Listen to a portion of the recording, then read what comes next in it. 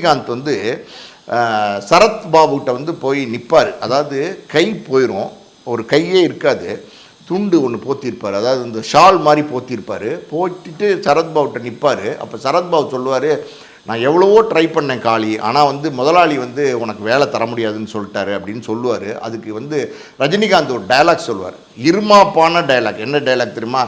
ரெண்டு கையும் ரெண்டு காலும் போனால் கூட இந்த காளி பொழைச்சிப்பா சார், கெட்ட பையன் சார் இந்த காளி. இன்றைக்கி எத்தனை வருஷம் ஆச்சு?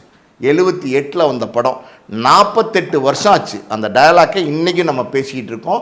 இன்றைக்கி வந்து ரஜினிகாந்த் நடித்த படங்கள்லே ஆகச்சிறந்த படமாக வந்து நம்ம வந்து முள்ளும் மலரும் சொல்லிக்கிட்டு இருக்கோம். அப்படி ஒரு அற்புதமான படைப்பாளி மகேந்திரன் சார். அதே மாதிரி மகேந்திரன் சார் அடுத்து ஒரு படம் பண்ணார், நெஞ்சத்தை கில்லாதே. அந்த படத்தினுடைய கதை அது அருமையான காதல் கதை.